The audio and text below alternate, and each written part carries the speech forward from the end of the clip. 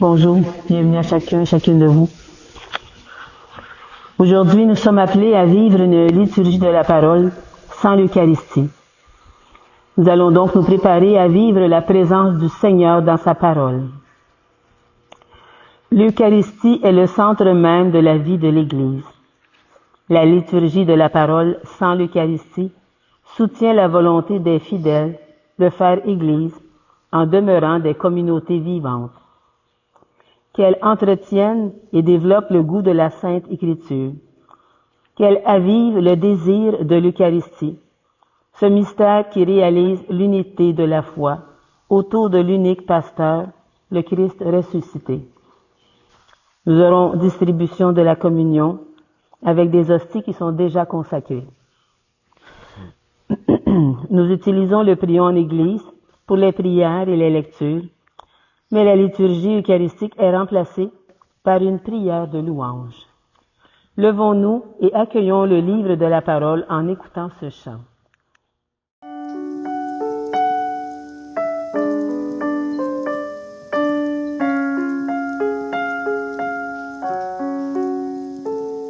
Seigneur mon Dieu, je m'éveille à toi. Depuis longtemps tu me fais signe. Ton cœur de père ne se lasse pas quand il attend le Fils prodigue. Peu à peu je t'ai rencontré dans le bruit, au cœur du silence. J'ai marché rempli d'espérance, pas à pas je t'ai trouvé.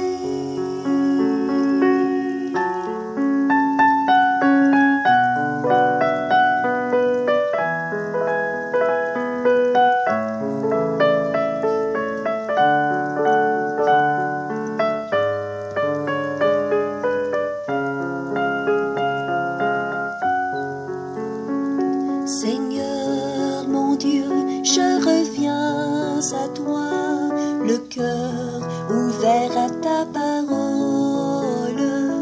L'esprit de paix a pris racine en moi, je sais combien tu me pardonnes. Peu à peu je t'ai rencontré dans le bruit, au cœur du silence. J'ai marché rempli d'espérance, pas à pas je t'ai trouvé. Peu à peu je t'ai rencontré dans le bruit, au cœur du silence. J'ai marché rempli d'espérance, pas à pas je t'ai trouvé.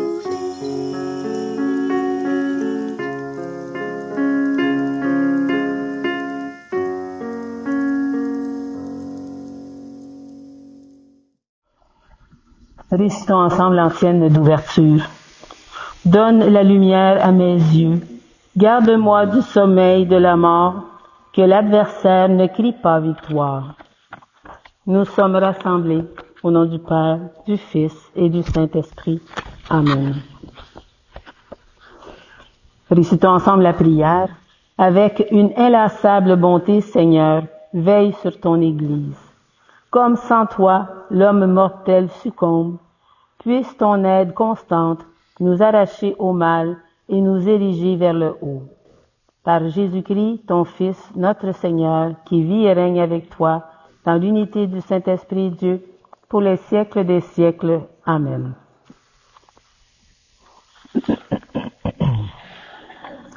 Seigneur Jésus, tu nous invites à gravir la montagne avec toi pour prier. Prends pitié de nous. Prends pitié de nous. Ô Christ, tu es le Fils de Dieu, celui qu'il a choisi et qu'il nous a envoyé. Prends pitié de nous. Prends pitié de nous. Seigneur, tu es capable de tout mettre sous ton pouvoir. Prends pitié de nous. Prends pitié de nous. Que Dieu Tout-Puissant qui nous établit comme citoyens et citoyennes des cieux, nous fasse miséricorde, qui nous pardonne nos péchés et nous conduise à la vie éternelle. Amen. Vous pouvez vous asseoir. Apprenez à faire le bien, recherchez le droit. Lecture du prophète Isaïe. Écoute la parole du Seigneur, vous qui êtes pareils au chef de Sodome. Prêtez l'oreille à l'enseignement de notre Dieu, vous, peuple de Gomorrhe. Lavez-vous, purifiez-vous, ôtez de ma vue vos actions mauvaises, cessez de faire le mal. Apprenez à faire le bien, recherchez le droit, mettez au pas l'oppresseur, rendez justice à l'orphelin, défendez la cause de la veuve. Venez et discutons, dit le Seigneur. Si vos péchés sont comme l'écarlate, ils deviendront aussi blancs que neige.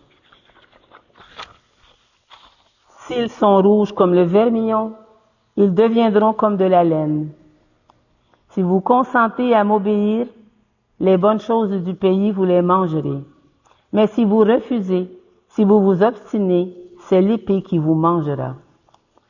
Oui, la bouche du Seigneur a parlé. Parole du Seigneur. Nous rendons grâce à Dieu. Ensemble pour le psaume.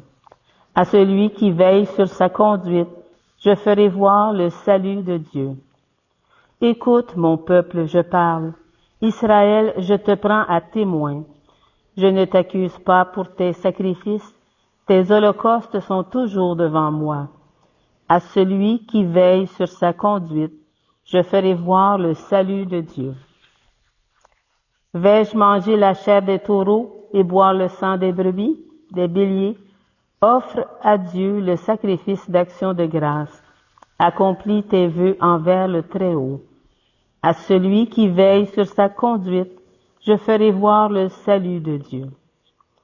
Qu'as-tu à réciter mes lois, à garder mon alliance à la bouche? Toi qui n'aimes pas les reproches et rejettes loin de toi mes paroles. À celui qui veille sur sa conduite, je ferai voir le salut de Dieu. Voilà ce que tu fais. Garderai-je le silence? Penses-tu que je suis comme toi? Qui offre le sacrifice d'action de grâce, celui-là me rend gloire. À celui qui veille sur sa conduite, je ferai voir le salut de Dieu.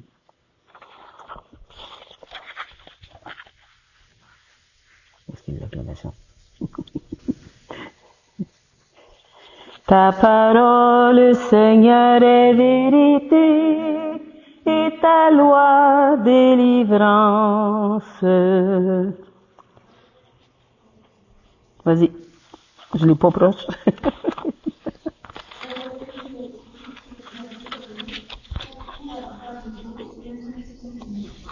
Ta parole, Seigneur, est vérité, et ta loi délivrance.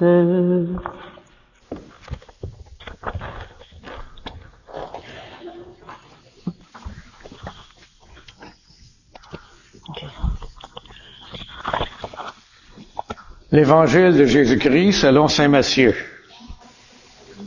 Seigneur, purifie mon esprit, purifie ma bouche et purifie nos cœurs, à chacune et chacun d'entre nous. En ce temps-là, Jésus s'adressa aux foules et à ses disciples, et il déclara, « Les scribes et les pharisiens enseignent dans la chair de Moïse. Donc tout ce qu'ils peuvent vous dire, faites-le et observez-le. Mais n'agissez pas d'après leurs actes, car ils disent et ne font pas. Ils attachent des pesants fardeaux, difficiles à porter, et ils en chargent les épaules des gens. Mais eux-mêmes ne veulent pas remuer du doigt. Toutes leurs actions, ils les font pour être remarqués des gens. Ils élargissent leurs phylactères et rallongent leurs franges. Ils aiment les places d'honneur dans les dîners, le siège d'honneur dans les synagogues et les salutations sur les places publiques. Ils aiment recevoir des gens le titre de rabbi. Pour vous, ne vous faites pas donner le titre de rabbi, car vous n'avez qu'un seul maître pour vous enseigner, et vous êtes tous frères. Ne donnez à personne sur terre le nom de Père, car vous n'avez qu'un seul Père, celui qui est aux cieux. Ne vous faites pas non plus donner le titre de maître, car vous n'avez qu'un seul maître, le Christ. Le plus grand parmi vous sera votre serviteur, qui s'élèvera, sera abaissé, et qui s'abaissera, sera élevé. Acclamons la parole de Dieu. Louange à toi, Seigneur Jésus.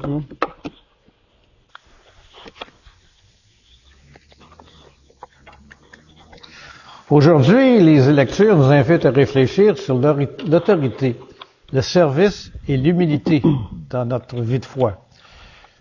Dans la première lecture du livre de Malachie, nous avons entendu une mise en garde adressée aux prêtres qui se sont écartés du droit chemin. Et le psaume 131 nous a ensuite rappelé l'importance de l'humilité devant Dieu. Enfin, dans l'évangile de Saint Matthieu, Jésus nous met en garde contre l'hypocrisie et l'orgueil des scribes et des pharisiens. Ces textes nous interpellent sur notre propre attitude en tant que chrétiens. Sommes-nous vraiment au service de Dieu et de nos frères, ou cherchons-nous plutôt les honneurs et la reconnaissance? Jésus commence par reconnaître l'autorité des scribes et des pharisiens. Ils siègent dans la chair de Moïse. Donc, tout ce qu'ils peuvent vous dire, faites-le et observez-le. Il ne remet pas en question leur fonction d'enseignement de la loi, mais cependant, il les met en garde contre leur comportement. Mais n'agissez pas selon leur acte, car ils disent et ne font pas.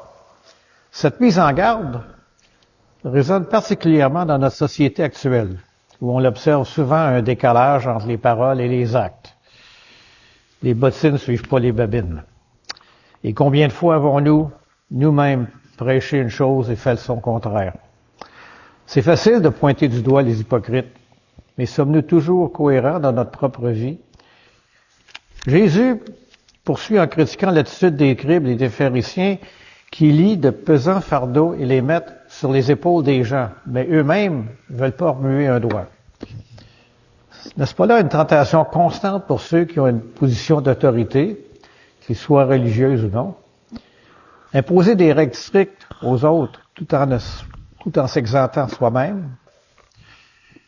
On est appelé en tant que chrétien à être des modèles de cohérence et de service.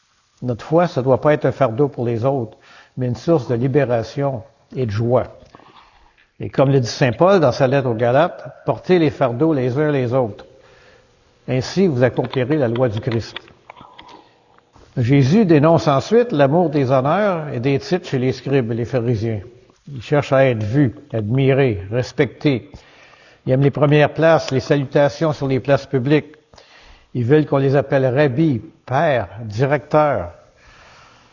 Cette recherche de reconnaissance et de prestige, n'est-ce pas aussi présente dans nos communautés chrétiennes?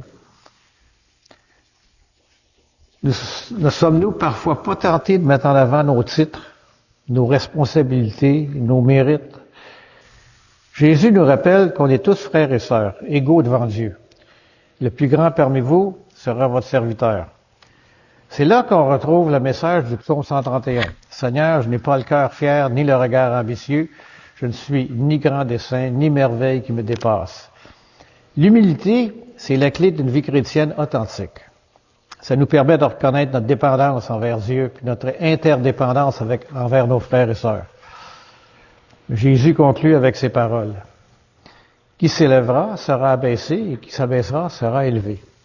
C'est un renversement total des valeurs du monde. Dans le royaume de Dieu, la voie de l'élévation passe par l'humilité et le service. Ça nous renvoie à la figure de Jésus lui-même, qui, bien qu'étant le Fils de Dieu, s'est fait serviteur, en prenant la condition humaine, en s'abaissant jusqu'à la mort sur la croix. Dieu nous rappelle à imiter son exemple. En réfléchissant à ces passages, ne devons-nous pas nous poser une question profonde sur notre propre vie? Sommes-nous, en tant que communauté chrétienne, témoins authentiques de l'amour de Dieu?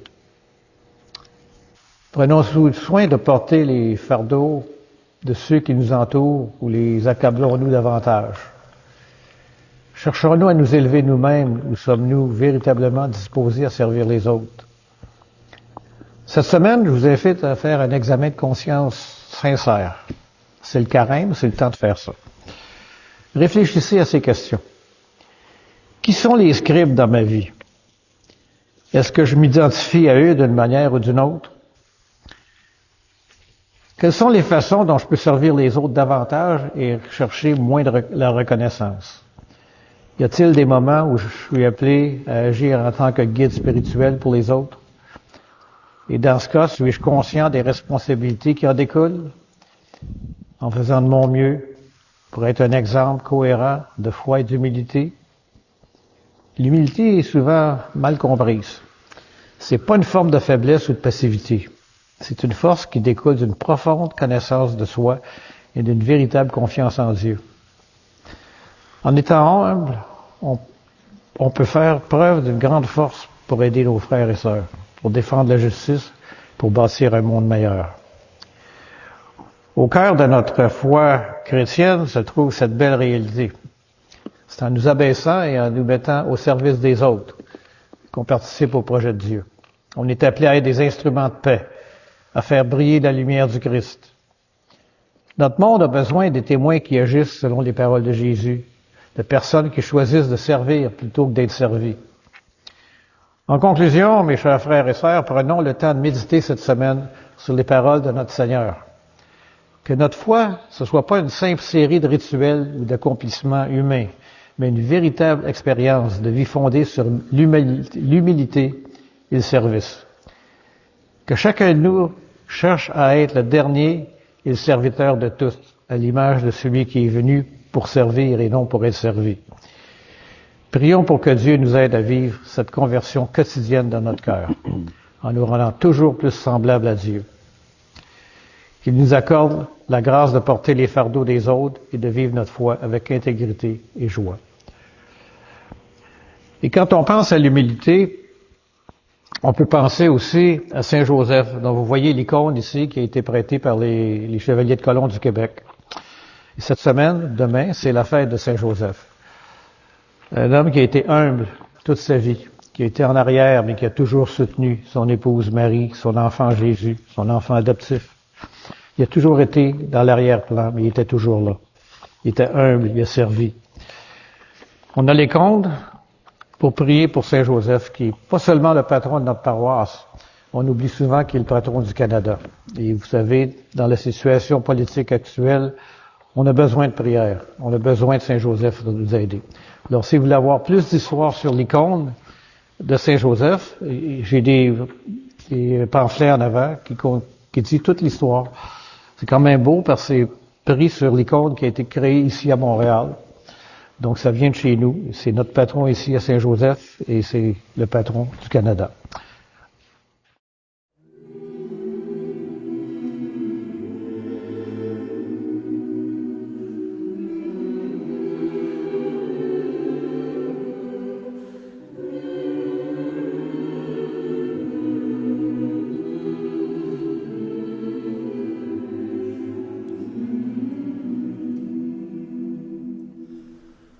Ouvre mes yeux, Seigneur.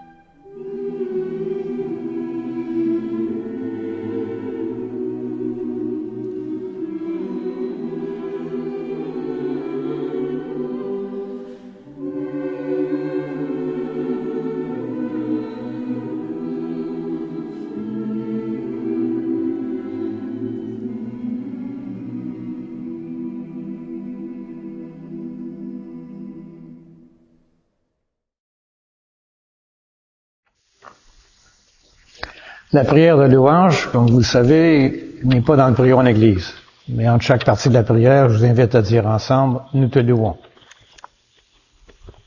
Dieu notre Père, nous te louons, nous te bénissons. Au matin du monde, dans le jardin de la Genèse, tu cherchais l'homme et la femme honteux de leurs péchés. Et déjà, ton cœur inventait la promesse qui allait semencer l'espérance d'un amour plus fort que tout péché et toute mort. Nous te louons. Dieu de tendresse et de pardon, tu as visité ton peuple. Tout au long de son histoire, tu ne l'as pas abandonné à sa perte. Tu as entendu le cri de sa peine et tu l'as délivré de ses esclavages. Tu l'appelles sans cesse pour lui prodiguer tendresse et amour. Nous te louons. Dieu riche d'amour, ce n'est pas assez pour ton cœur de père que ce peuple élu. Tu as voulu prodiguer à toute l'humanité la richesse de ton amour. Alors tu as visité ton peuple, penché sur Marie, ta créature. Tu attendais le oui de la foi qui l'associait à ton œuvre de salut. Nous te louons. Dieu de tendresse, tu nous as visités en Jésus, ton Fils bien-aimé. Il est venu nous convier au banquet du royaume. Il est venu chez nous pour que nous renaissions à la vie. Il est venu nous redire ta tendresse et révéler ton visage de Père. Nous te louons. Dieu de vie, tu as relevé au matin de Pâques Jésus, ton Fils perdu dans la mort.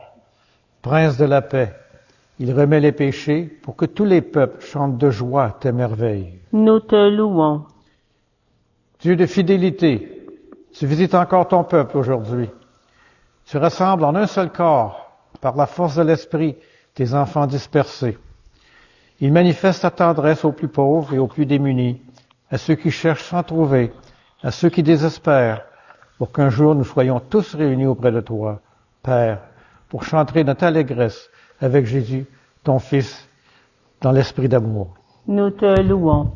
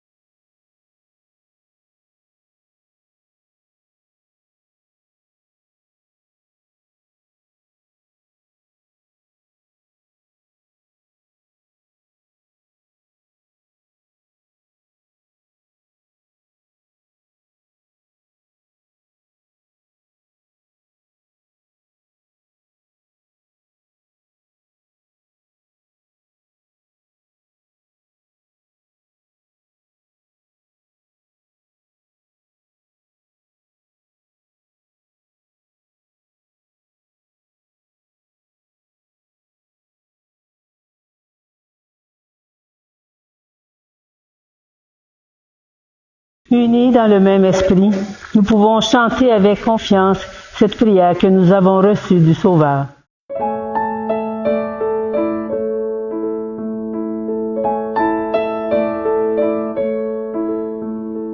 Notre Père qui es aux cieux, que ton nom soit sanctifié, que ton règne vienne, que ta volonté soit faite sur la terre comme au ciel. Donne-nous aujourd'hui notre pain de ce jour. Pardonne-nous nos offenses, comme nous pardonnons aussi à ceux qui nous ont offensés. Ne nous laisse pas entrer en tentation, mais délivre-nous du mal, car c'est à toi qu'appartiennent le règne, la puissance et la gloire pour les siècles des siècles. Amen.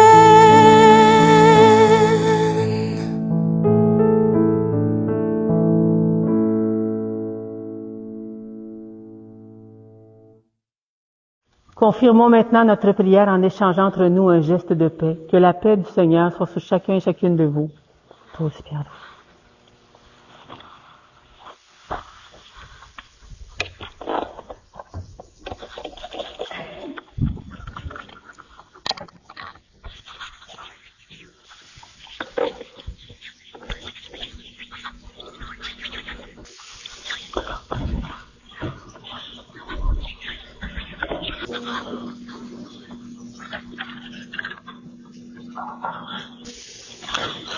Après avoir reçu la parole de Dieu avec foi, partageons le corps du Christ.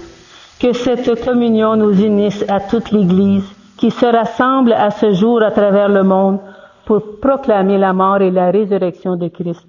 Il est l'agneau de Dieu, l'agneau véritable, l'agneau sans tache, celui qui enlève les péchés du monde.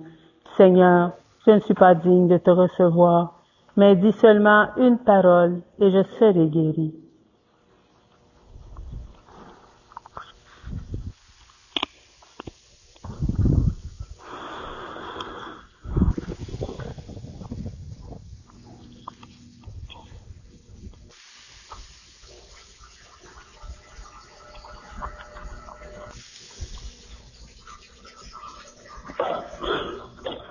Récitons ensemble l'antienne de communion. Les innombrables merveilles pour toi, j'exulterai, je danserai, je fêterai ton nom, Dieu très haut.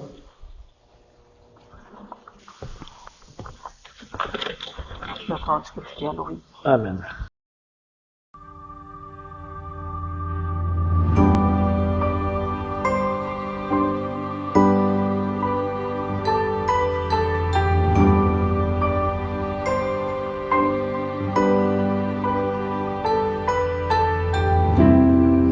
Voici humblement devant toi, accueillons ta grâce qui se déverse en moi, car voici ce que j'ai à t'offrir, un esprit brisé, une terre délaissée, un soupir. Tu seras la louange au cœur de mes épreuves. Tu seras la réponse à tout ce que je vis. Tu seras la main qui viendra pour me relever. Tu seras ma vie, mon chemin, ma vérité.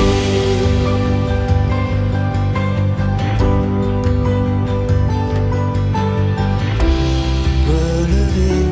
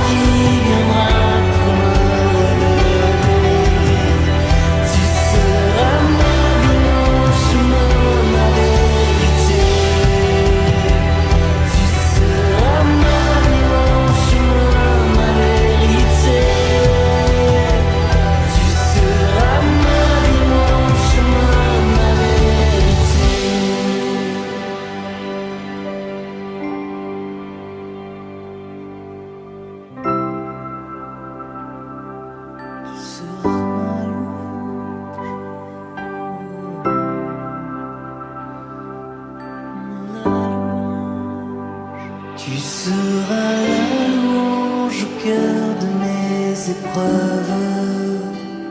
Tu seras la réponse à tout ce que je vis. Tu seras la main qui viendra pour me relever. Tu seras ma vie, mon chemin, ma vérité.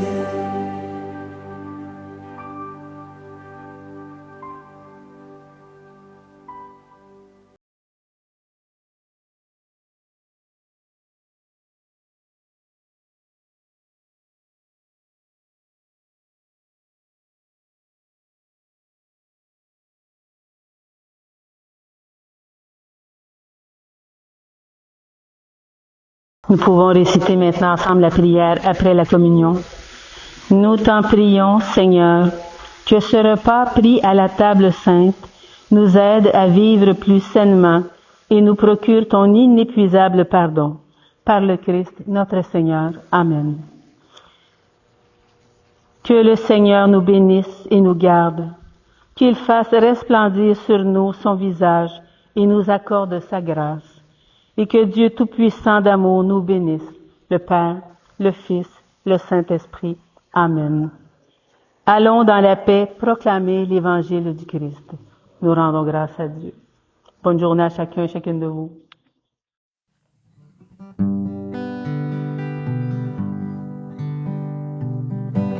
Va plus loin, va plus loin. Même si tu te crois arrivé, va plus loin, va plus loin. Le voyage est à peine commencé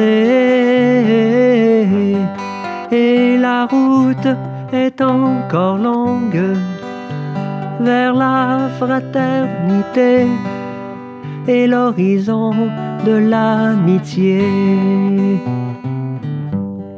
Viens, suis-moi, mon ami, n'aie pas peur, même si l'obscurité nous aveugle. Je suis là et je marche avec toi. Ensemble nous irons, l'espoir au fond du cœur, car au bout de nos peurs et au bout de nos peines, il y a la lumière tout au bout du chemin. Va plus loin, va plus loin. Même si tu te crois arrivé, va plus loin, va plus loin. Le voyage est à peine commencé et la route est encore longue vers la fraternité et l'horizon de l'amitié. Je suis là, mon ami, près de toi, même si tu redoutes d'être seul. Je suis là et je marche avec toi.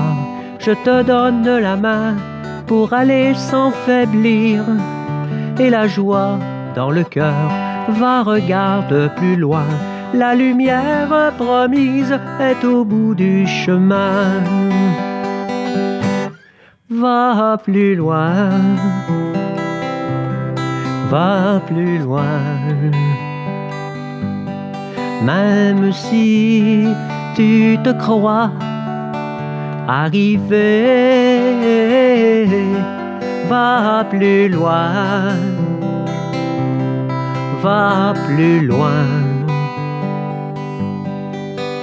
Le voyage est à peine commencé